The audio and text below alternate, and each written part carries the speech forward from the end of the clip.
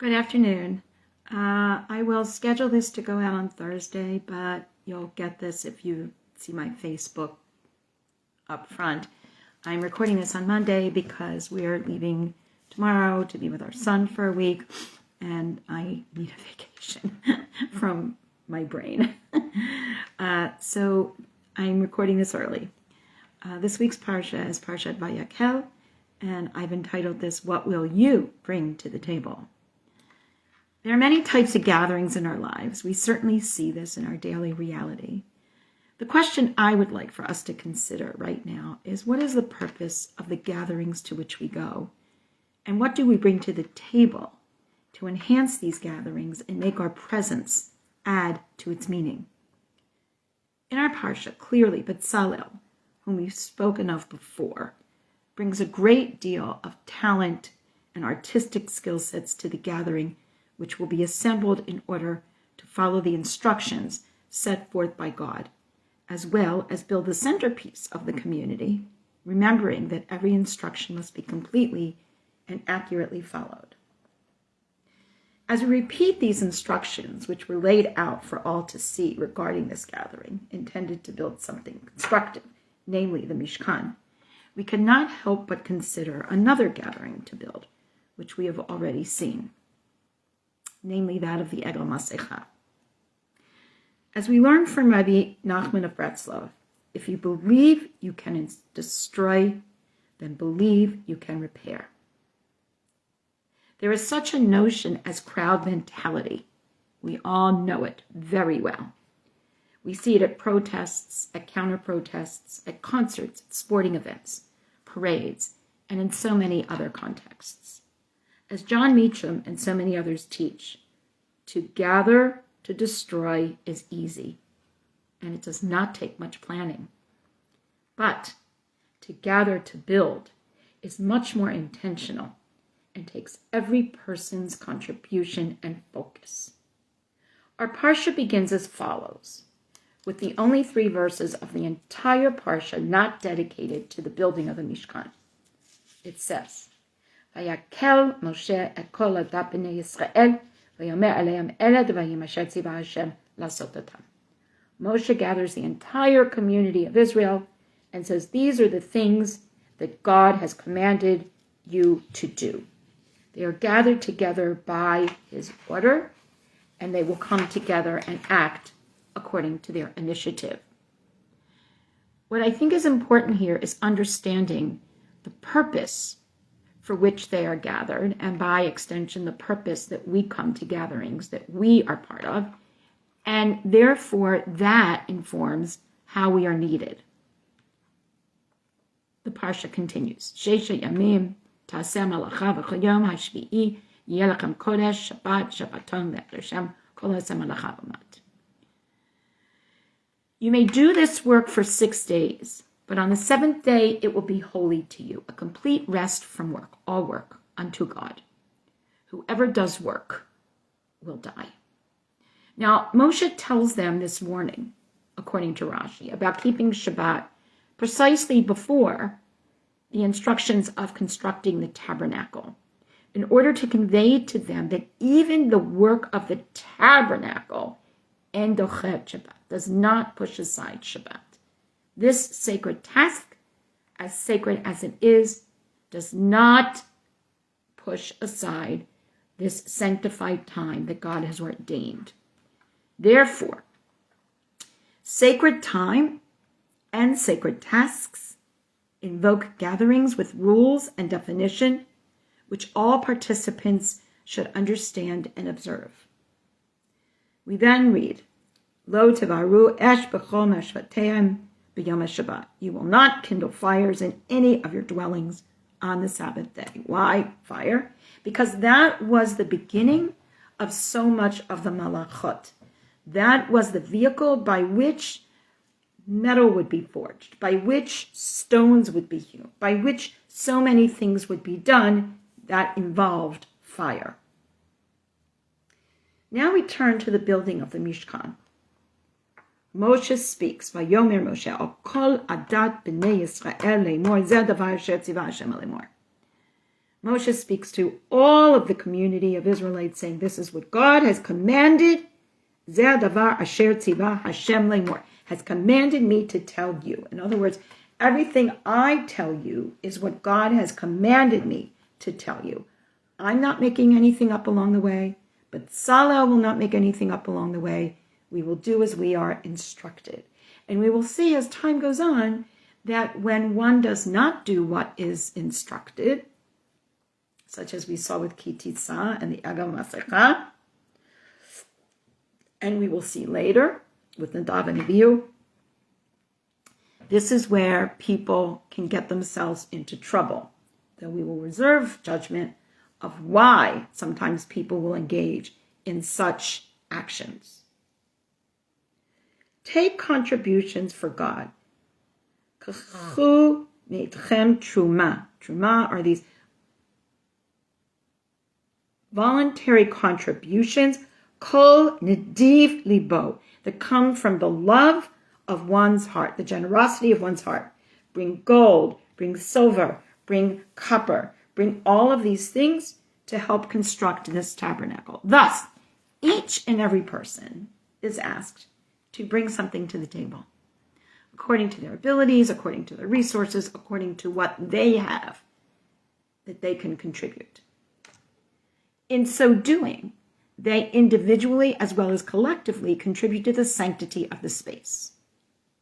We do this in our own lives on Shabbat as well by gathering in minyanim, davening in sacred and specially designed spaces with all that is needed for that experience.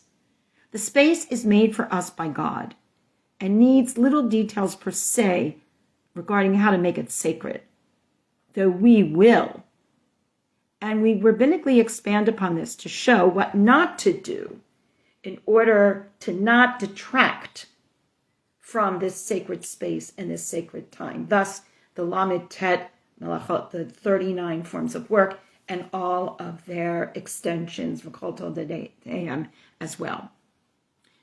Turning our attention to the Mishkan and the myriad of details here, Rabbi Dr. Meir Tamari relies on the commentary of Abarbanel and explains that while there is a great deal of repetition in these parshiot, as I've mentioned before, an important differentiation is that while these laws of building the Mishkan were given to Moshe and Aharon previously, here it is for the benefit of the klal, the gathering, the B'nai Yisrael, for they are all to be involved in the initiative, to own it, and to be active participants in its construction, and therefore share investment in its centrality.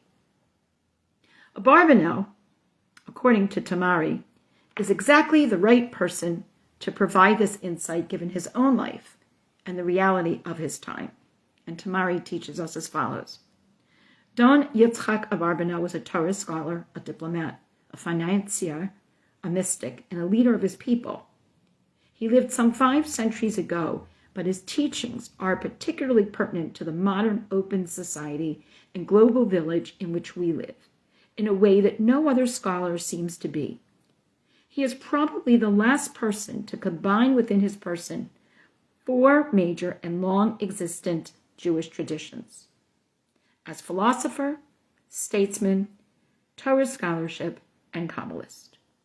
His commentary on the Torah seems particularly suitable to those of us who earn our livelihoods, engage in business or professions, and are confronted with the challenges of living globally, for the first time since his period in our free societies.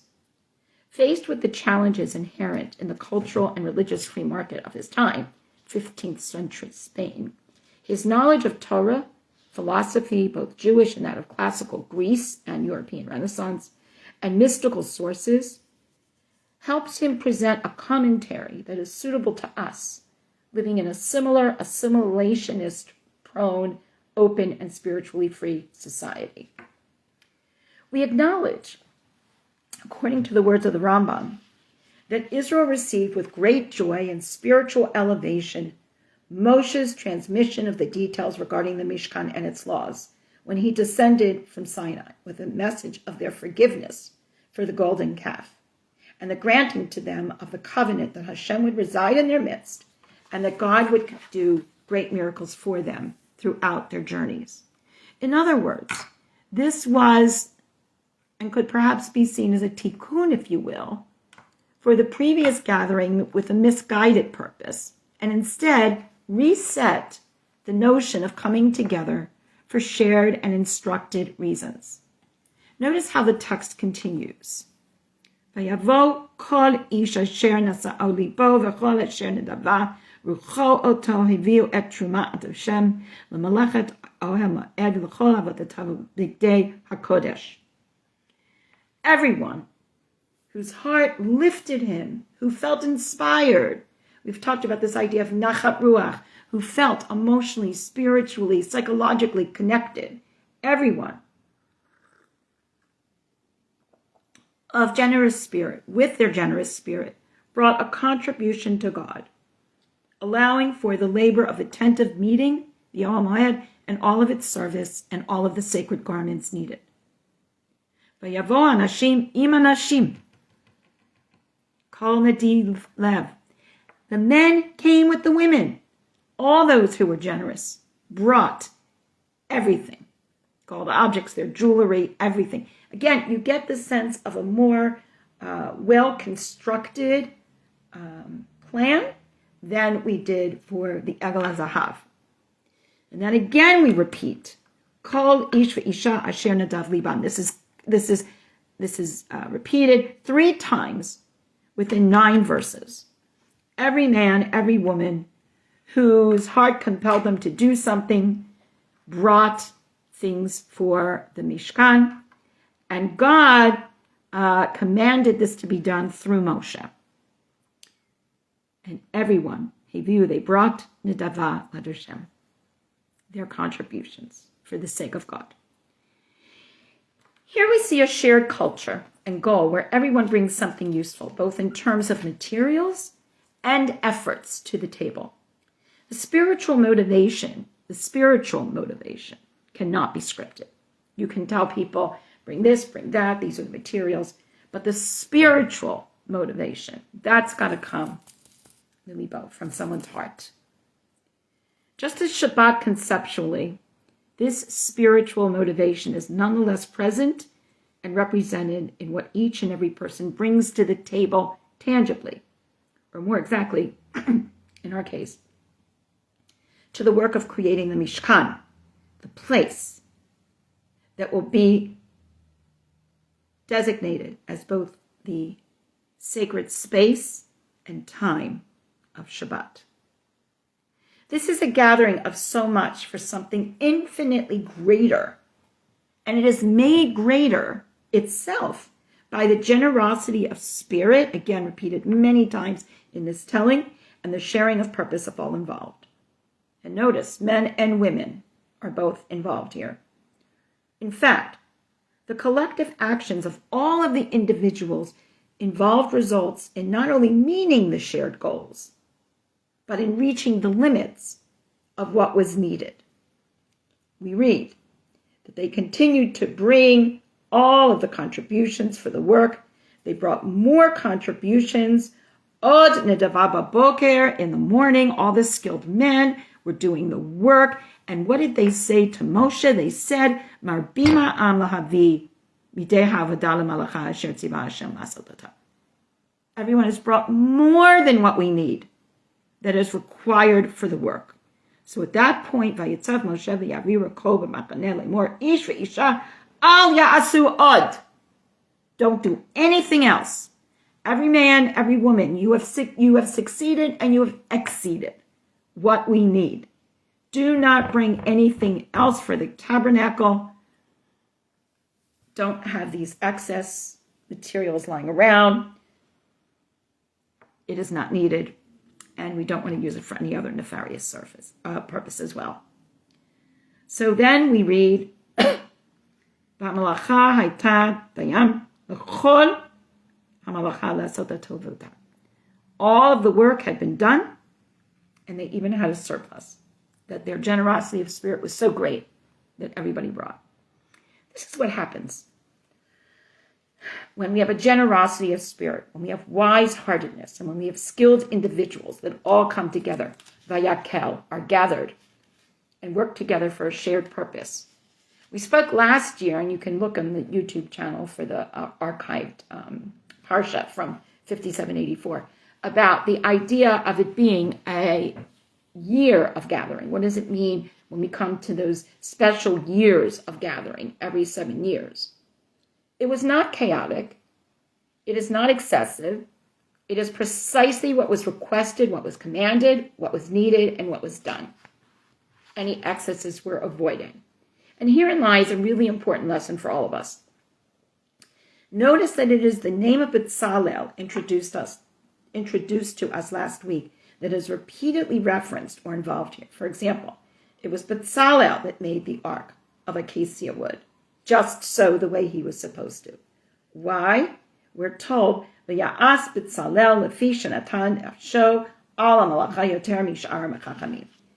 Rashi says because art was his milieu, and he was able to dedicate every single piece of who he was and what he did to the task.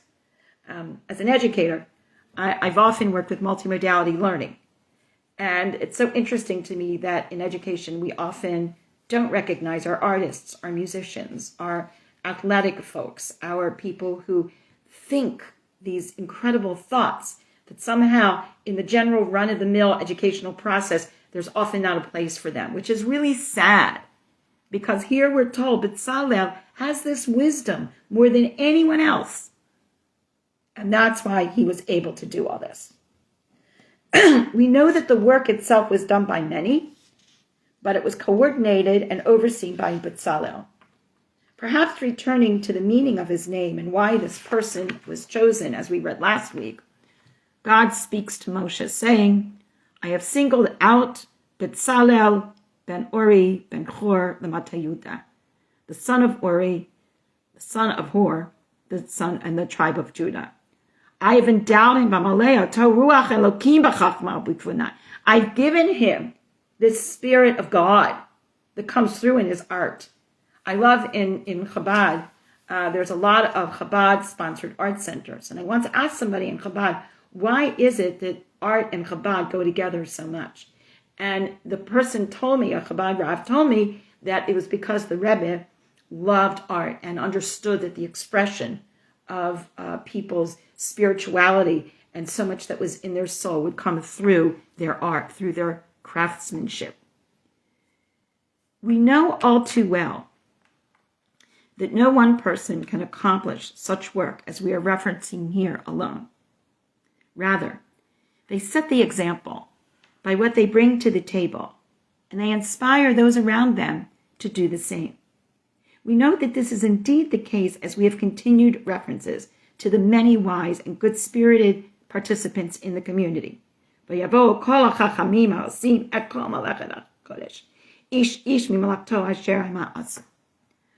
All of the people, all of these wise-spirited people came together to this Malachet HaKodesh, to this holy, to this sanctified work. And each person brought his talent, brought his skills. Everyone had something to bring to the table. This is the meaning, I would suggest, of the explanation of how this artisan may have risen to the point where they were gifted with this title, B'Tzalel. He showed the way. Remember, B'Tzalel. We spoke about this last week. In the shadow of God. He showed the way in the shade or the shadow of God.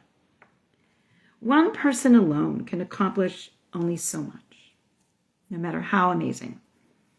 But it is through VaYakhel, by being gathered, that we all allow the completion of this task. And this is how the Mishkan was built. Notice, for example, the emphasis on women that is here and not always present throughout our Torah narrative.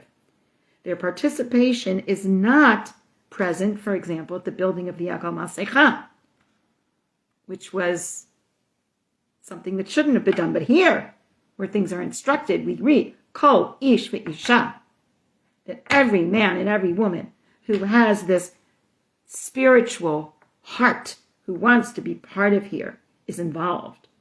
Just like long ago when Sarai facilitates the welcoming of guests, the achnasat orchim, that Avram brings to their open tent. Here, women are fully acknowledged as participants, bringing their own skill sets and resources to the task at hand for the benefit of the entire community.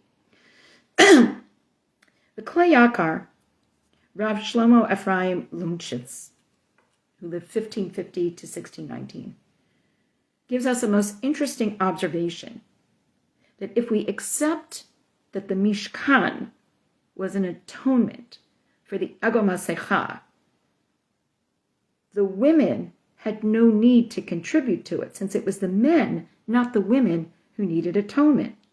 Nonetheless, the women do, and they give as much as the men. They too were wise of spirit.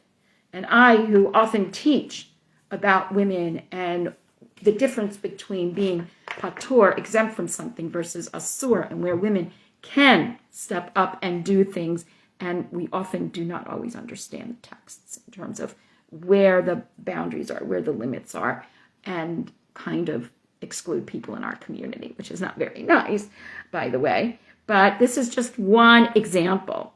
This whole notion of having, the emotional well-being, nachat ruach, to want to do something because you are emotionally, psychologically, spiritually connected to it, in Masechet Chagiga, is a major issue that talks about how women were included as being able to bring sacrifices during the Chagiga, during the Shalosh Regalim, as we know them. Women give, men give. All can be wise of spirit. But Tzalel is an artist. Aharon is a priest. Moshe is an organizer. Everybody brings something to the table. In the Midrash Tanchuma, we learn as follows, as it is relayed to us by Rashi. The Israelite women owned mirrors, which they would look into when they adorned themselves. Even these mirrors they did not hold back from bringing as a contribution toward the Mishkan, but Moshe rejected them because they had been made for temptation. The Holy One, blessed be God, said to him, to Moshe, accept them, for these are more precious to me than anything, because through them the women have continued to see themselves as the ones who will continue the generations. Remember, Pru is obligatory upon men. We just volunteer to help, just saying. Rashi continues. That was me. When their husbands were weary from back-breaking labor, the women would go and bring them food and drink and give them what to eat. Then they, the women, would take the mirrors, and each one would see herself with her husband in the mirror, and she would say, we are beautiful. I am beautiful to you. And in this way, they would arouse their husband's desire, they would be intimate, and they would conceive and give birth, thus further contributing to the continuation of the B'nai Yisrael in a real and tangible way. In conclusion, we all bring gifts. We bring abilities, we bring talents, we bring spirit, we bring knowledge, we bring artistic abilities, we bring intellectual observations. We all have different perspectives and talents. What will result will be infinitely more valuable and meaningful if it bears the imprint of each and every member of the community with their various abilities and qualities. Last week we spoke of the value of the machatzit shekel, the half shekel. Don't give more, don't give less. The rich gave it, the poor gave it. It included everyone in the community, what they could bring. And now, here we are with more resources than were even needed, and the ownership of each and every individual by virtue of the collective result of their individualized efforts and resources. Indeed, this is a lesson for all of us to consider in our own gatherings. As we often hear, no contribution is too small or too big. The point is that we all contribute, that we all participate in a constructive and proper manner with grace and spiritual motivation. I wish you all a lovely week, and next week I will return on Thursday, my normal day, for our Parsha talks. Lehitraat.